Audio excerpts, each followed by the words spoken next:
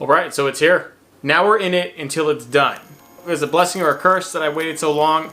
This is the most broken series that I've ever had. I've had some doozies. I can't blame anybody else for this doozy. This is completely 100% my fault this boat is not done. I would say that it's a blessing because the longer I waited, the more things I accomplished, the more skill and experience and advancements I made. And now we can do something where we can really capitalize in it. Part of the reason why I stopped this boat, for one, my channel was not in a place where I was in a good place to just self-fund an entire project like this. The other one, wasn't sure I had the skill to pull it off. It started becoming more apparent the more I started focusing on weight. And so I kind of got jammed up on the deck, where the boat was going to weigh substantially more than I said it was going to weigh. And so I stopped. Also started doing other things, trying to generate more content, trying to build my channel to where it is today. Now we are finally ready to take this on. So as long as I have enough patrons and enough YouTube channel members and I can keep them happy and keep the revenue going just like this, we'll do all right. We'll self-fund this. We'll take as long as we need to, but not too long. Now for those of you who didn't know what this boat was supposed to be, this was my boat that I was going to wage war against the kayak market with. Not that I really have anything against kayaks. I just think that too many gimmicks. Too much lipstick on pigs. Especially like the bigger kayaks, which are clearly just like trying to hang on to their last little bit of yakness before they turn into full-on plastic boats. Too many gimmicks, too much inefficiency. Like this is a 1232 Jon boat, and with this, I think we can accomplish incredible feats, like true storage. Lots of actual storage for larger series tackle boxes, not just like little cool flip-up little gimmicky storages where you can't really hold a whole lot. I mean, the kayak really is for a minimalist fisherman. I would say any small watercraft is for a minimalist fisherman. But if you really want a watercraft and you like a certain amount of tackle and a certain amount of rods and you want them stored legitimately to where it actually works like a bass boat, we can do that inside this boat. And it can be truck beddable, it can be dollyable, it can go into remote areas where it's really hard that you can get into. That is our plan. To be a one-man machine. We can and will do it out of this garage. And then we'll see where it goes.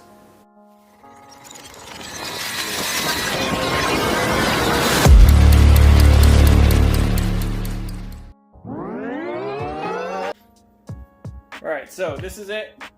This is the Yak Killer back in the day. Which, if we'd have finished it, we would have accomplished what we needed to accomplish. Really, since I started this boat, I was wondering if the yak industry were going to push out something that was going to be very, very hard to compete against. So far, the growth has been really stagnant for them. I think they peaked. And my whole thing was, this is a 1232 Jon boat. It's fairly small, skinny. Really going to go above and beyond any other like Yak Killer frame that we tried to do before. This one's really going to kill. This one's going to take it. We're going to review the good, the bad, and some of the things that we plan to accomplish. One, this whole core, this is a Gen 4 core, one of the only ones I did. Maybe arguably the lightest frame that I've ever done, where we had parts of tubing, but the way we linked it together was really tedious. I hated it. But together, this whole core with the 3 totes only weighed 23 pounds. The bench seats we gutted out of here equal 30 pounds. I regret removing the bench seats in their entirety. I should have just cut them down to ribs, so they were ribs, and then cut the top of the bench seats out. But I didn't do that. My foresight was not there, and so we're gonna have to fix those problems because I made ribs down the bottom and they're not secured correctly. So this whole thing's got to go anyways. Whether or not we drop back into this frame, we might do that, but we're probably gonna do some other things. I don't know if I'm gonna keep these plastic totes in there because we had these fail. They're real thin and light, but we've had those fail and crack. If they crack, the whole system is useless. So we're gonna probably figure out a better way. Secondly, we did use vented flooring here. Our version of vented flooring, which is perforated metal on top of the foam sheets and spots that were not really load bearing. And that was to create a really good venting system so the foam wouldn't get saturated and deteriorate the way it would if you just stick it under a straight aluminum floor where it just sits down there and it stays saturated and eventually ruins and gets really heavy and super counterproductive to your boat's actual performance in life. No matter what the rain was, no matter how much amount of water was in there, it drained like a gem, and that foam is bone dry and probably still in really good condition. Same thing with the rod locker. And the other two boats that I used the vented flooring in, it worked like a gem. It worked very good. I just steered away from it because in a bigger boat, you don't need to do this. The vented flooring is really useful for small boats. Like you see the walls in this boat, they're tiny. They're what, 16 inches? We really only have about 13, 14 inches of usable space before we hit the deck. That's not a whole lot of usable space, not at all. This is also a 1-inch system. Like in a small boat, inches matter.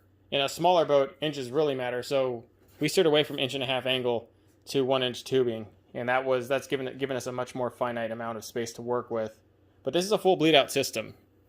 So I probably will gut this frame, rip these totes off, and put more of a system that I stuck in that 1448 Jon boat, the unsinkable system, the Gen 5, all those is Gen 4. We can still replicate some of those things very nicely in here. And then run drain tubes down to the subfloor. We're going to probably make a mini subfloor, probably no higher than this.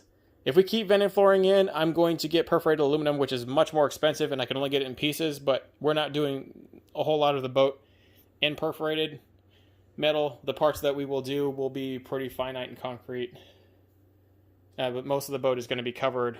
We'll probably do most of the subfloor, maybe possibly ditch the vented flooring altogether and do the entire subfloor in this stuff. This is 0.025 aluminum sheeting. It's super light. I mean, that's a 12-foot sheet. 12 foot by 4 foot sheet. That's as big as a whole boat, and that doesn't weigh anything. Like if I used that to frame in the entire subfloor and all the walls, I think it's like 20 pounds altogether. We wouldn't nearly use all of it. We couldn't. But that's part of how I'm going to make this boat lighter. And we really could do the Gen X framing, which we were thinking about it, and we could really make this light. But I really kind of want to salvage this. This is like first generation hinges. Those got to go. We're going to cut those off. Those are not good. We have better hinge systems now. I'll probably just get some from our store, which we have full array of hinges that, I mean, unlike anything you need. And the other thing was this poly wall.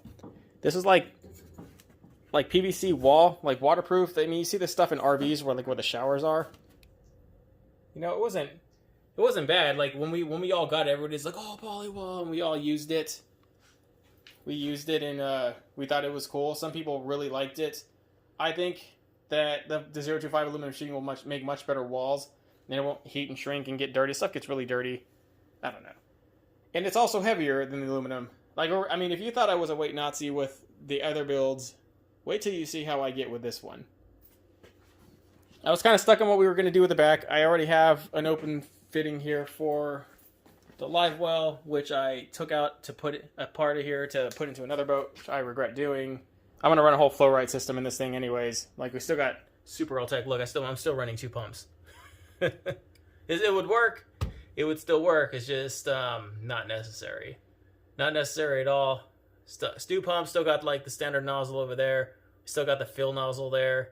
I mean, the fill nozzle, that'll work. No, we don't even need that. I mean, we'll see how I run the system.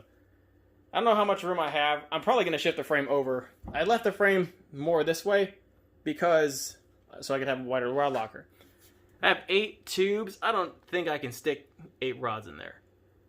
Like, I just don't think I have the space. I don't know what I was thinking. We can probably comfortably get 6. Like, 8 is really pushing it. We're going to have to rethink our approach. And those tubes aren't flat out at the end. That's a big problem. Ben and the Southwest Kayaks guys gave me a bunch of this foam that they stick in their boats to make sure their boats are sink proof. Otherwise, they can't sell them internationally. Something like that. So I was putting that stuff in here. I was trying to get by. I wasn't comfortable using pour foam at all. I think I had some friend gave me, Brian Williams gave me, and I used that little bit for here. So these are all foamed in tubes. That was like my first time I ever pour foamed anything. And let's see, let's for this stuff out. If the current me went back to the old me, I think I would laugh at myself. This would have worked. This would have been all right. I mean, this still would have filled up open voided space with something that's lighter than the density of water itself, which is the whole purpose of foam for me. It's very highly unlikely that this boat would have sank once I finished it anyways. But now we're going to really make it unsinkable. And we're going to have a much better flowing and draining system. So, yeah, I mean, we have the advantage of, I think, 2 years of experience more versus when we started. This project is almost 2 years old. I'm sorry that I started it and stopped it and restarted it and stopped it again. And I plan on finishing this thing until it's done. Otherwise, you know, if I can't finish this thing now, then I don't know what that says about me. But the channel's at a spot now because of all of you where we can totally self-fund this project. I think the results that we will get from this and will make from this will be pretty substantial. It'll reach pretty incredible feats for the fishing industry in general. And hopefully, you know, my store and the people I work with will be able to manufacture boats like this. I mean, this is a full DIY project, but we'll probably be able to put out running versions of these. We'll see if we can get them cost effective. At the very least, we will make an awesome kit that you can stick in your boat that will replicate a lot of this. So wait for that. Wait for all these little bootleg day boxes and all this other stuff we did that was weird to go away. We will be doing very cool things. We'll be pimping this thing out. And arguably, we'll be making the best 12-foot fishing watercraft on the market. Period. I mean, it's really not on the market because we're not selling it, but out there. I mean, I got a buddy with a Hobie Pro Angler 14. I mean, I'm very, very confident that when I stick this thing against that thing, other than the fact that thing swims sideways, that's pretty unbeatable. But other than that, dude, we're going to kick the crap out of that plastic. And really anything else. We're going to accomplish very cool things, and we're in it now. Until it's done. You guys, if you want to support this project, check me out on Subscribestar and Patreon. Or if you simply want to become a YouTube channel member, you'll get all the exclusive behind-the-scenes footage and extra videos, stuff that I don't release to the YouTube public. So check that out. That's all there. I appreciate your time. Let me know what you guys think. What do you guys want in it? I want to hear all kinds of comments. Let me know.